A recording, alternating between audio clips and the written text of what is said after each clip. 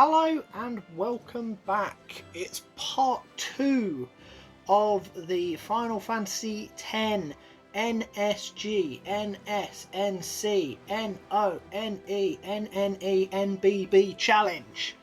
And if you can remember what they all stand for, then you're a better person than me. So we've got no sphere grid, we've got no summoning, we've got no customize, no overdrives, no escapes, no encounters, and no blitzball. It's widely regarded as like the hardest challenge for Final Fantasy X. Part 1 we did the kind of intro bits in Zanarkand and the Barge Temple, and the kind of boat bit with the Albed to get the airship back. And after Sin's attack, we have landed in Besaid. So we will be going through and meeting, obviously we've already met Wakka and the Besaid Aurochs, but we will be seeing Yuna and Lulu and later on Kimahri as well. Again, this video, all the gameplay was recorded ahead of time, so this will run us all the way up until the first boat to Luca. So it will be obviously the first trial in the temple, and it will be the kind of first bit of gameplay along the slope from the village to the boat. So we'll get all the kind of introductory bits over and done with who should attack what and what their elements are, and we'll have a bit of a tutorial with Yuna with summoning. One of the few times where we will have to summon, but obviously because we have to, we are permitted to by the challenge, but outside of that, no more summoning. That will be sort of the last time for quite a while, to be honest. So yeah, at the end of the last video we got the Moon Crest for no real reason really, apart from the fact that it was there. So we've met the Aurochs, and yeah, let's follow Wakka back to the village. Again, all of this stuff is sort of tutorial-y for basically all of this video. It's not really going to be until we get to Kilika that the fact that our stats aren't increasing is really going to become kind of noticeable. But yeah, at this point, like, I think I've won sphere level with Tidus. Maybe by the end of the video everyone might have got then an extra one, so he'll have 2 and the others might have 1, maybe. But yeah, so at that point, like, what, you can increase one stat by 1 point, so you're not, why would they? You're not really any different at this point as to where you are at the very beginning of the game. Some of the equipment drops will start becoming a bit handy. Obviously, Yuna will be getting her Rod of Wisdom from the Destruction Sphere, and that's gives her a little bit of a magic boost, but it also gives her sensor, which will be invaluable for working out certain monsters and bosses' HP, what they've got left. Because given all the other bits and pieces that we're going to have to be collecting and buying and whatnot. Oh, Tidus is up to 2 already, fair enough. So he might end up getting to 3. Yeah. Let's save it. No, let's not save it. Ridiculous. I don't know why it doesn't let you go that way. It's quicker, honest. But hey. Let's go down this one part once and never be able to access this bit ever again. Cheers, Wakka. Loving your work. But yeah, the other bits and pieces, the other equipment we'll be getting, it'll be far too important to be getting things like Poison Touch and Dark Touch and Slow Touch and hopefully later strike weapons as well. And Yuna's not ever really going to get involved in that, so because of that she can kind of keep this early sensor weapon probably for the majority of the game, to be honest, because don't forget she doesn't get her celestial weapon kind of leveled up at all. I mean, I might be able to get a bit of a boost from the moon crest, but we won't be able to get the sigil, obviously, because of not being able to fight Belgamine in Irenian Temple.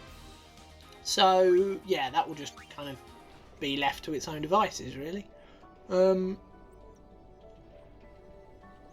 yeah, we're just doing a quick swim through. I think there's a bit of a confusion again, as I said in the previous video, bit of a confusion in terms of treasure chests, thinking that there was one where there wasn't, probably getting into more random encounters than I needed to, but I mean at this stage it's so not anything to really be concerned about.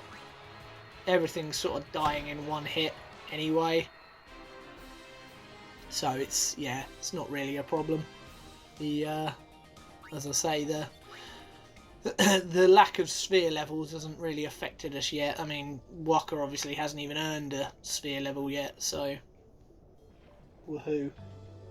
I can't even remember what I'm pretty sure this is just basic items here as well. It's like, is it really worth even going the extra bit of distance just to get, I don't know, one Phoenix down or a couple of potions maybe? It's like, is it really worth it? But hey ho. We're pretty much there at this chest now anyway, so we might as well get it. No, swim down, swim down. Yeah, what is it? Oh, 2 antidotes. Yeah, really helpful at this point. 2 antidotes. That's really going to help me. That's going to decide whether I make it through a fight or not, isn't it? Come on, idiot. Just try. No, stop. Just swim to the end. Hurry up. Swim to the end. I don't know what I thought I was going to find there as well. Maybe I thought that there might be a weapon or a piece of armour. Maybe. But like, is it really going to be of any use in 5 minutes time anyway? Really? Hey ho. So yeah, this is obviously video number 2. And again, if you're watching this on the actual day of release, there will be another video tomorrow. There was one, first one was yesterday.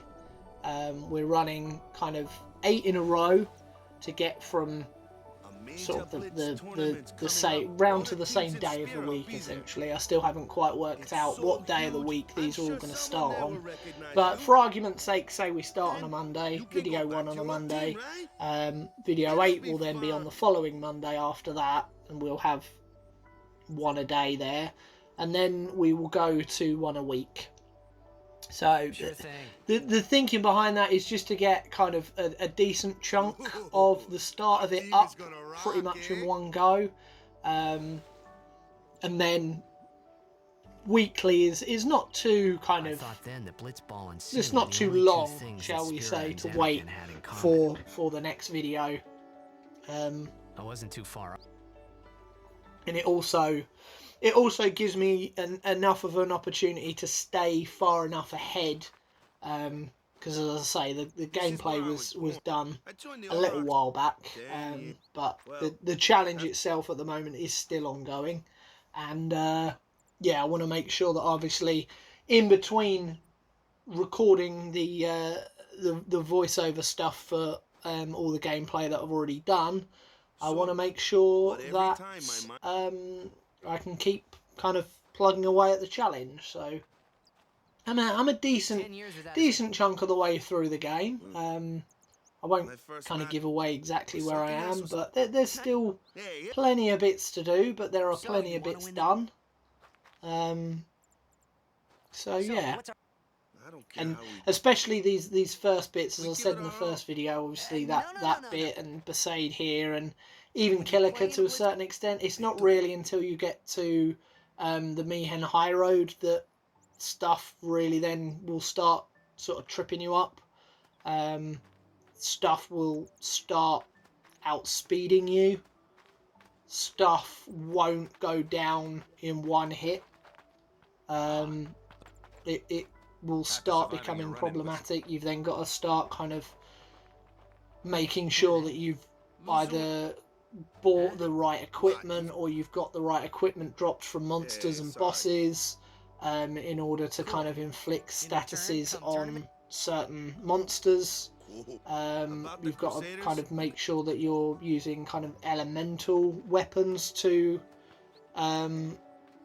your advantage. If something, say, is weak to a certain element, then maybe you might be able to one hit or two hit instead of, say, a three hit, because it's weak to fire. So if you've got a flame blade, you can kind of take it down in one or two hits instead of sort of taking it down in three, and obviously causing yourself more issue.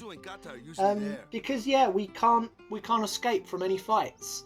Every single random encounter that we get kind of thrown into, What's up? we can't use the flee command. We can't use the escape command either. Of course, I'd in never prayed before the table on the right hand side underneath the weapon and the armor changes. We're stuck in that fight. Either we're killing the monsters and carrying on, or they're killing us and we're getting a game over. One or the other. That's the only way we're getting through. And that comes with its own challenges, because obviously if you're starting to run a little low on resources, or if you just want to kind of get to the next bit and the next save point, often you might just go, screw this, it's just a couple of whatever, we'll just flee from this fight, who cares. But yeah, we've got to find a way to push through them. Any Blitzball player would know that prayer. Yeah, once they do start outspeeding us, maybe somebody gets taken out straight away and we're starting the fight and we've only got 2 characters instead of 3, because a couple of characters target one particular character and take them out. That could become problematic. Yeah, there we go, looking for treasure chests that aren't even there, because there's going to be so much valuable stuff in Besaid right at the beginning of the game. Go present yourself to the But hey ho. And obviously with the with the no encounter armors, we can't have any of them. So yeah, there will be like that run up from the beginning of Mihen High Road, right where you kind of start where Luca is. Hey, just getting, I think so. forgetting kind of going the whole way, and then obviously if you get kind of knocked into the old road after the Chocobo Eater fight, essentially, and having to walk up that bit, but forgetting all of that, just getting to that first save point at the travel agency, it's such a long slog to get up to that bit, screen after screen after screen. There are NPCs that we're going to have to talk to. Some of them have got quite decent items that we could do with. So yeah, that at that point we still don't have Riku, and to be honest, once she joins the party, the whole kind of dynamic shifts because of item usage. But yeah, sort of that point I said in the previous video, between Mihen and the Moonflow, you get that quite sort of sharp shock of a difficulty spike, and no Riku is tricky, and it will be tricky, and we will game over at that section of probably a few times, especially if we get ambushed by stuff because we're not quick enough, or especially if we just haven't got the items to heal ourselves, or Yuna's run out of MP and we can't cast Cure on ourselves, and we haven't quite made it to the save point to restore everything. Like, going into any of those fights on standing in that less than 100% health can be a real issue. I mean, only one character's going to have over 1,000 HP in Orim. We don't get him until after Luca. Thankfully, we get him sort of for the beginning of the Mi'ihen High Road, because trying to do that without him would be a nightmare. You've got like the Jewel Horn and the bombs there as well. They're tricky, and a lot of things come in sort of threes there as well. Yeah, it can be quite fiddly. And finally, we receive a statue for And our temple. yeah, other than him, you've got Waka and Kimahri who've got like 600 health. Tidus has got just over 500 health. And then I got too close to Sin's, I think Yuna's got like 400, just over 400. But then yeah, Lulu and Riku are in the 300s. Like we're talking measly health here. And we're talking not much MP either. Like Lulu and Yuna's is pretty decent, but obviously Yuna's going to be spamming Cure quite a lot so that we don't just bleed through all of our potions. And Lulu's only going to have access to level 1 magic, which it's not going to take long for that to not do that much damage at all. Was that we should respect some kind of great men or something like that, I figured. Doing, say, 500 damage is going to be rare. It's going to come from like critical hits or elemental weaknesses or things like that, because we won't have armor break, we won't have mental break, so the defenses of these fights, they're not going to go down at all. I think, yeah, I'm just trying to wander around the temple, trying to work out what to do next. Like, how do we progress? Am I going to try and go up the stairs? I think I'm getting these rooms confused with the rooms in Josei, thinking that there's going to be items in there. So they're like, right, no one's there, everyone's stuck. How do we progress with the bloody story? How do we get into the Cloister of Trials, the most fun part of the gameplay, as I'm sure no one will agree with? Sorry, man. Come on, is this it?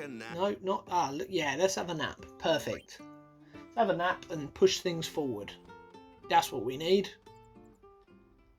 Get a bit further in to the next bit. You could at least go see how they are doing. You can't interfere. But... Ah, rules, Waka. Who cares about your stupid rules? It's not important. But it's been oh yeah, another wonderful flashback. Yep, skipping through. No one cares. Blah blah blah blah blah. See, bits like this, if we had the cutscene skipper, might be quite nice to just kind of skip past. Obviously, playing the PlayStation 4 version on a PlayStation 5, I don't have access to any of that. And to be honest, that's part of the reason, as I said in the first video, part of the reason why I'm doing this challenge. Because most of the time you have to patch in a new character or kind of patch in this like this mod that you need in order to do certain stuff. And because with this you don't have to, it's literally just like physically restrict yourself, then yeah, it means that I can still still kind of do it and have fun with it. Well, suffer with it as well, probably. But yeah, certainly these bits at the beginning are they're alright.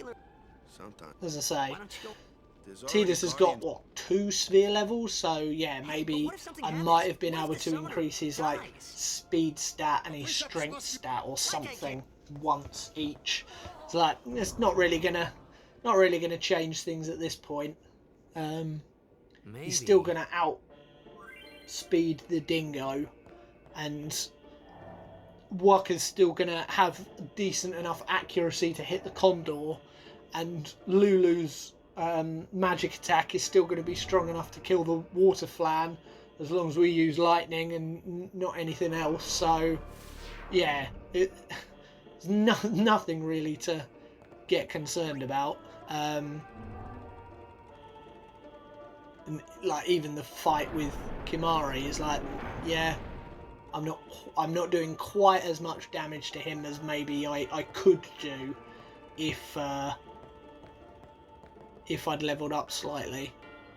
But yeah, I'm sure we'll live. Yeah, you need these spheres, idiot. You see these things on that are there? They're there for a reason. You can't just walk to the door. Don't forget this is a tutorial one. It's me trying to kind of rush my way through and just get to the doors. Like, yeah, you need to be able to open the door, dingus. Oh god. See, that would be, I mean, I don't know if there might even already be one. But if anyone has or can make a mod, although I mean it won't affect me playing on console, but a mod to skip the Cloister of Trials. So as soon as you walk in, you complete it automatically, you have opened the destruction sphere, you've got the item from inside there, everything's hunky-dory, lovely, lovely. Again, this is me trying to speed stuff up. You need to touch the glyph first. You can't just pick up the destruction sphere. No, it's not going to work, idiot. Like, why are you picking this up? But touch the glyph first, because this is the one that's all about glyphs, remember? Yeah, touch the symbol first. Jeez. Just make this really painful trial like twice as difficult as it needs to be, shall we?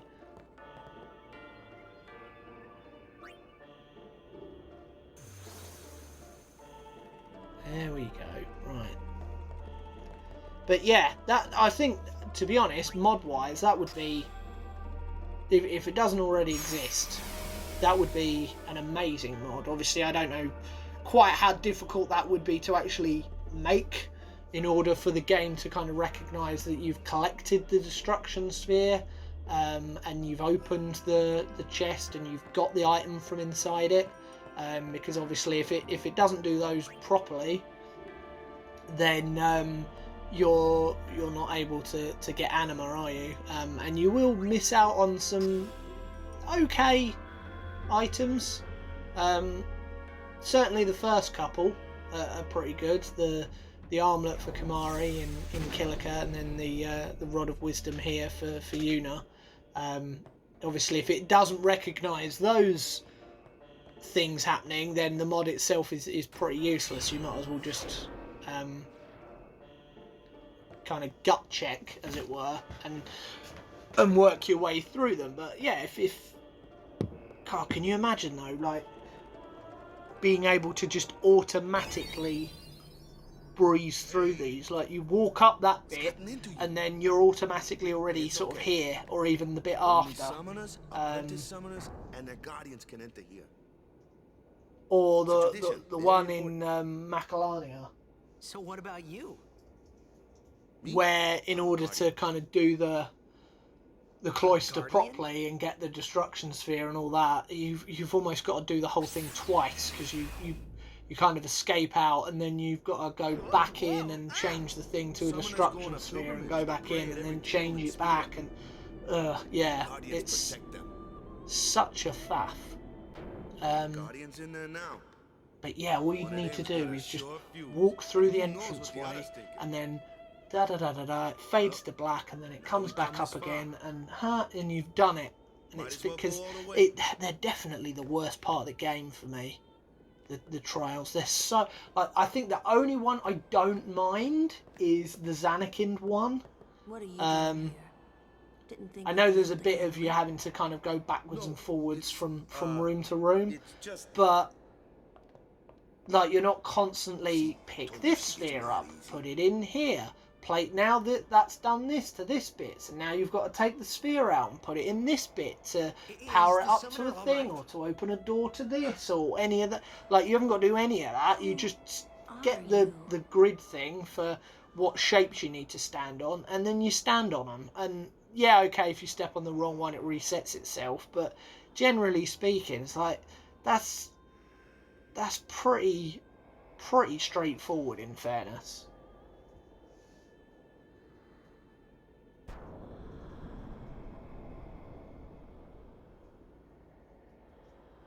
But hey, what can you do? Hello, Yuna. So yeah, we've done a bit more tutorial fights. Got used to Walker a little bit. Now we've met Lulu, now we've met Yuna. We'll kind of meet Kamari properly in a bit as well.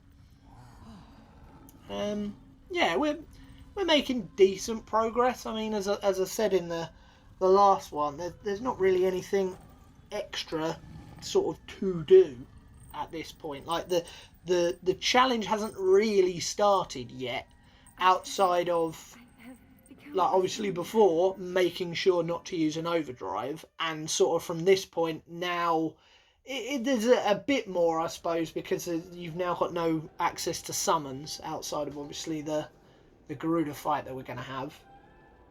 Man, was I surprised.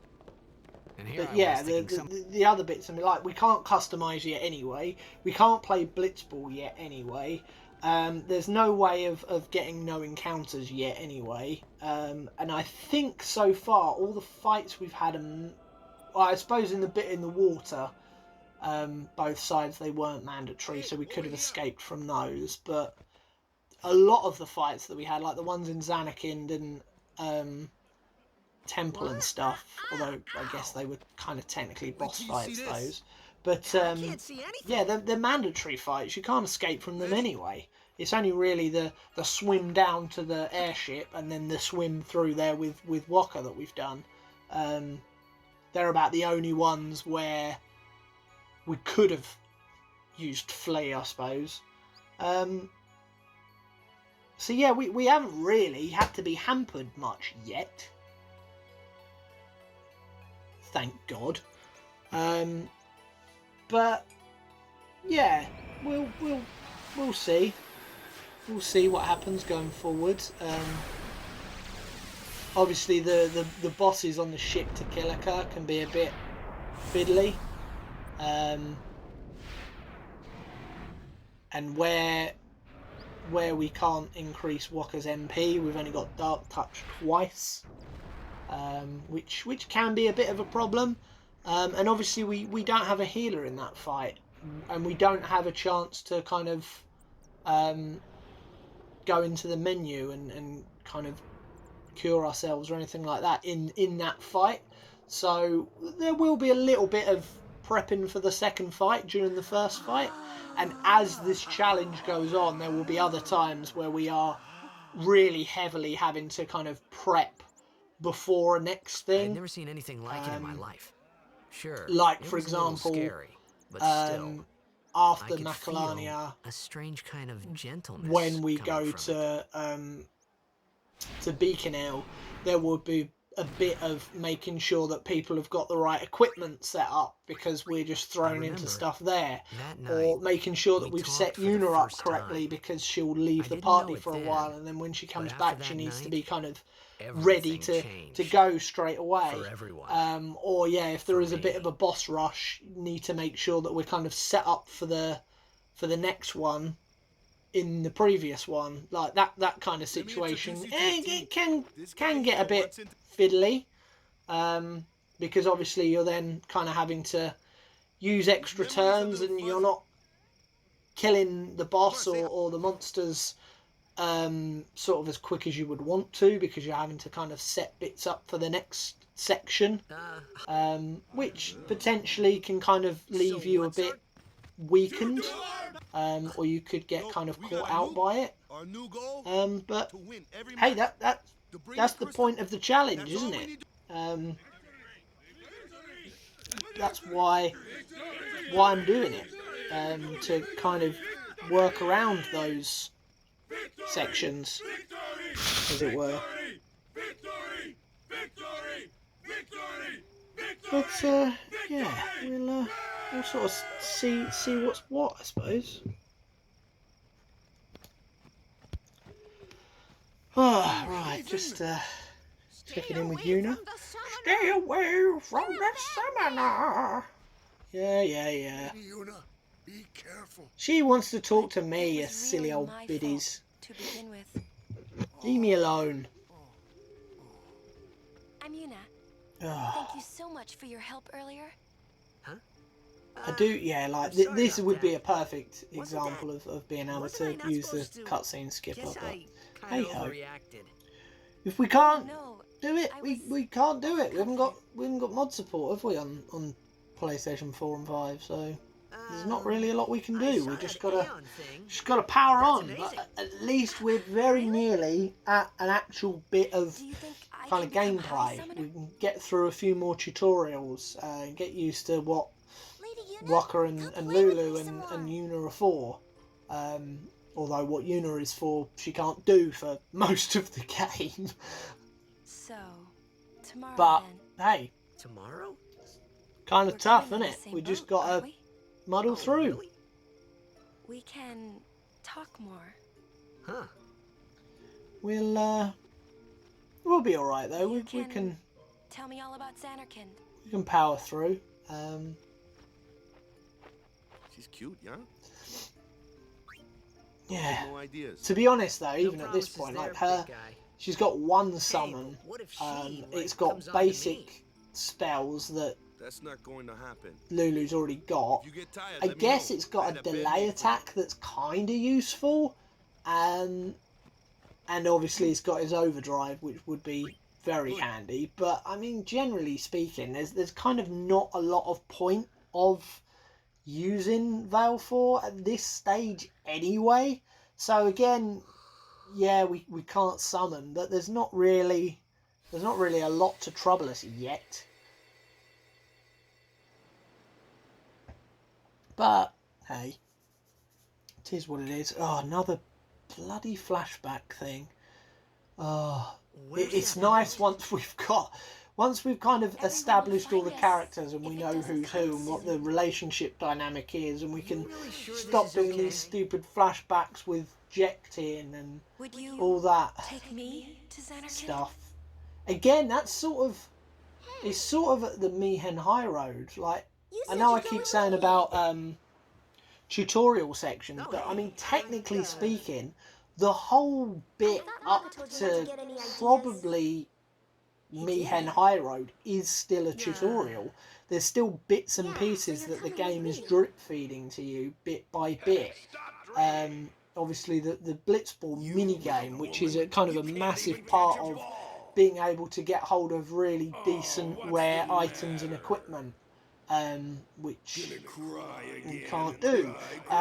But like even that in Luca is a big kind of essentially a tutorial section. You have to speak you get tutorial sections for Kamara's Overdrive in Kilika. You're still kind of being shown and taught stuff bit by bit. You've got the first kind of long distance boss in Sin's Fin that you can only hit with certain characters, obviously followed up with another underwater thing that up until that point, obviously I know you've got Tross, but Riku can fight underwater anyway, but that's sort of the first point where you're like, oh okay, certain characters can't get involved in this, so that makes those bits trickier because you're only limited to 3 characters instead of 7. Although obviously at that point you've only got 2 because Riku's not about. So there's kind of a bit of a learning thing there. And the Sin Spawn at Kilika, obviously with it absorbing bits of magic from you, and also kind of being protected behind its kind of encasing and having to kind of work it out of there so that you can't just kind of Scary. smash attack on stuff all the time. Who's Chapu? Although they're not necessarily explicitly like tutorials, it's still the game sort of teaching you these little bits and pieces as the game develops, that at certain points you're going to have to rethink how you're doing stuff, or you're going to have to kind of use this tactic instead of that other tactic that you want to use all the time. Oh, so that's why. These characters are important here, so you can't just keep spamming the same characters. I mean, that's technically kind of what we end up doing with Riku and items, but obviously we're not kind of playing it in the normal way. But in a normal playthrough, you kind of do cycle through basically all 7 of them. Maybe not Kimari so much, but I'm not. I mean, depending on how you want to build him. Usually he's either another white mage or another black mage or another kind of what I mean is another thief, as it were. Generally speaking, I suppose you could kind of take him down the Orin route and have him as a kind of another tankier character, but sort of outside of him slightly, all the others have got very kind of defined roles. You've got your kind of speedy martial attacker in Tidus, who's kind of more balanced. You've got your long distance high accuracy in Waka with sort of slightly less power. You've got your big kind of tank, big heavy hitter but slow Orin. You've got your kind of fast, nimble but kind of physically weak character in Riku, who can kind of specialise in other bits and pieces. And then you've got your black mage and your white mage summoner. So like everyone's got their own defined roles, and that's sort of the point of the early part of the game, is to get you used to all of those different roles, and we're basically throwing all that out the window. We're taking the same boat as you, right? But by and large, obviously at the beginning, Lulu's black magic is very good, because it tends to be stronger than Waka and Tidus and Kimari's attacks generally. She became an apprentice. Obviously, you start getting kind of stuff that's resistant to elements, then it becomes a bit of an issue. We should leave together. Or if things have very high magic defense, then it can be a problem. But generally speaking, it is still quite good to go with her early on, and obviously she's a little bit hardier than Riku is, and she's got very good evasion, so sometimes that can kind of get you out of a pinch, where she would get completely flattened by something and she's able to just kind of dodge out the way. So yeah, well, she's, put it this way, she's more useful than you would think that she is. And there's a particular weapon as well that she gets not too far into the game either, that's very helpful. So yeah, let me know if you think you know what weapon I'm talking about. Ah, here we go. Yep, tutorial time. Right, you hit those and I'll hit the bird things. Not too shabby. Might make a good... Yeah, kept up with it pretty good. Yeah, you wait until the point where he can't keep up with them pretty good. A flyer. Basically, Mihen is where he won't be able to necessarily always keep up with them pretty good. He becomes kind of pointless by that. Yeah, definitely keeping hold of the Brotherhood. Again, you might use that more going forward once you've got to Guadalsalam, because obviously it then gets another couple of attributes, including Sensor. But Water Strike can be a bit of a pain. I understand why they do it with Water Strike, because obviously you get it just before the Thunder Plains. But yeah, Magic? Let's have our black it kind of would be more useful if it was kind of element free. Spells of ice work, and ice But fiends are weak hey to ho, follow. I get fire and ice. here's what it Lightning is. and water are of this And one to be is honest, a I rule. think even by that point, you don't really need it. It's much more important to have things like Slow Strike and Dark Strike and Poison Strike, where you can with Tidus. It's having just a little bit extra strength. Because don't forget, obviously, these percentage increases are better when you've increased your stats. Obviously, 10% boost is much better if you've got your stat to 30 instead of leaving it at 10, because not only have you got the stat increase, but the percentage increase, you're adding 3 to it instead of 1. So like on some of these things, like I think there's one thing that you can get where like Walker's MP gets increased by like 10%, and you're like, great, well he's got 10 MP, and so 10% is 1, so he's got 11 instead of 10. Great. The only thing that he uses MP for is Dark Attack, and it uses 5 MP. So unless there's a way of like 50% increase to get him up to 15, so that he's got 3 uses instead of 2, it's like equipment like that is so pointless for us, because it just doesn't boost anything for us. It doesn't get us to that next threshold.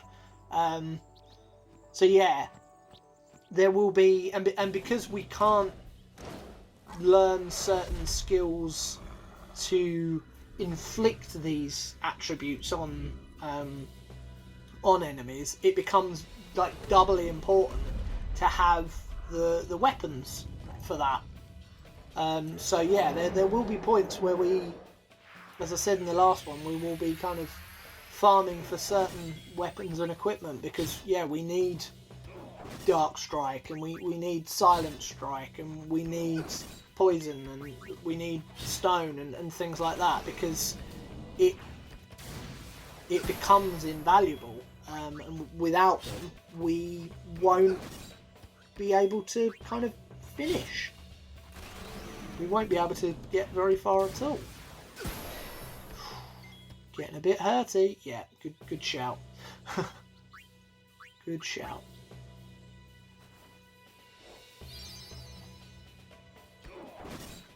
Although I would have survived that attack. I think we're just worried in case there's there's another jump. So yeah, fair enough. One more attack. Yeah. See, that's the thing. Sorry, I could have actually not bothered healing at all, because I would have survived the next attack that came after the potion anyway. But then one attack and he was down, so I could have attacked twice technically without Sometimes we don't understand him either. kind of being finished off. Kamari But doesn't talk much anyway. hey ho, it's only a couple of potions. What's a couple of potions between friends? I always find it really confusing as well. Like, Kamari's about that, he almost tests you there and goes, okay, yeah, you're strong enough to kind of come with us and to look after you now. That's fine. But you still don't have access to him here. I find that really weird. That you don't get access to him until you're on the boat. You're like, really? Can we not just have can we not have a Kamari, please, now? It would make things a little bit easier because he's stronger. But hey ho. So yeah, switching out. We have to switch out to Yuna. I think, if memory serves, I think I try to not summon. Because yeah, obviously it's greyed out. There's nothing else there. I believe I try and dismiss it. My intention being, well, if I can summon it and then dismiss it, I haven't really used it. And then if we carry on with the other characters, but I mean, to be honest, I'm not sure how the other characters would be able to survive against the Garuda anyway. Maybe with Dark Attack. Yeah, we can't dismiss it. So Yeah, we have to use a summon in this fight. We've got no choice but to use a summon. So yeah, I tried and scoot round the game slightly, but yeah, it would not let me. Annoyingly, it would not let me. It's like, nope, you're gonna be using Valfor for this fight. Like it or lump it. That's all you got. So just get on with it. Like, alright, if I have to.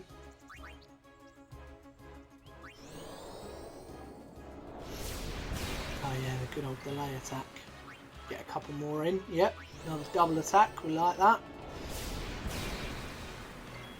Oh, I must have crit that first one then. That did over 200. There we go. 3 attacks in a row. You can't argue with 3 attacks in a row, can you? Well, you're not meant to do it back to me, you sod. I don't know why I wasn't doing this at the start. I suppose it doesn't do as much damage, so maybe that's why I didn't want to kind of start off with it. But hey, it's nearly done now anyway. It's nearly done. Yeah, another one of them, and then I guess a normal attack will finish it off. Oh no, let's finish it off. Yeah, come on, normal attack, yeah. It's only got 24 health, let's really lay in the... let's really like stick the knife in there and give it an old twist. It's like, I could finish you off with one of my weaker abilities, but no, screw it. I'm not going to. I'm gonna use my strong attack against you because I don't need to. Because why the hell not? So yeah, like that strength and defense increases for Waka. They won't do a lot, but I mean, he hasn't really got anything else, so why not? Another one of those. No problem. Leave this one to me, huh? Say good night. Oh yeah, I forgot that we have to do another Garuda as well. Always confuses me why there aren't then, because when you come back here, obviously to do capturing, there aren't any Garudas at all. It's just like these are the only 2 in the whole area. It's just the one with the summon fight and the one with the this is how dark attack works fight. And obviously by the time you can first come back here, or the first kind of meaningful time to come back here, say either with Riku to get items, or I suppose that's kind of the first sensible time to come back. Maybe you might want to come, yeah, back here to get some items. Obviously you can come back.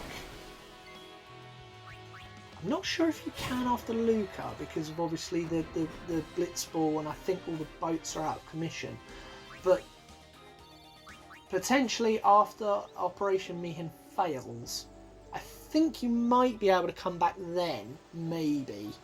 Memory serves.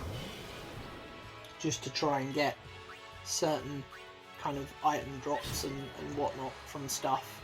And yeah, there's no Garudas, and obviously by that point you've got Oren with you. He's got Power Break.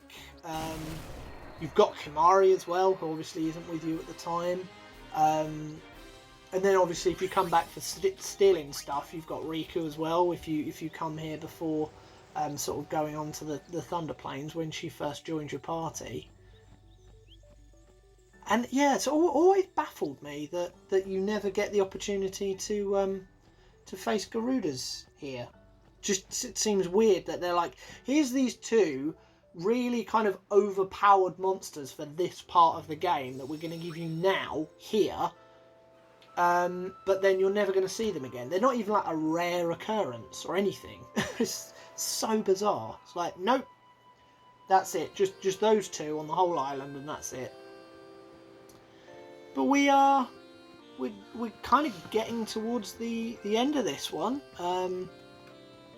Obviously we've got a bit on the boat where we can't really do anything, but yeah, once we kind of gain control of the characters again on the boat, that's where this will kind of come to an end, after he just kind of goes climbing on somebody's shoulders for no reason. But yeah, I mean, we weren't really expecting any issues in this part. As I say, the lack of sphere levels, it doesn't affect us yet. There will be a few problems in Kilika, so obviously in the next video that's when we start potentially getting some hiccups with the double boss on the boat, as I've spoken about, and then some of the monsters in the forest. We've got Ochu as well, which is a lot stronger than the Garuda, and can be a bit of a pain, and we need to beat that in order to get an item. And then the first kind of item farm from a boss as well, the Sin Spawn there, we need to make sure that we get Dark Strike. So yeah, that can be a bit of a pain. But yeah, outside of that, we kind of done the babying tutorial, if you like. There's a little bit of tutorial left, but by and large we're kind of properly into the meat of the game now. And yeah, we will start to see the lack of stats really playing a part in that, as well as the no summoning, and the no escaping especially. But yeah, all that in Kilika will be for the next video. So until then, I will sign off, and I will see you in the next one. Goodbye.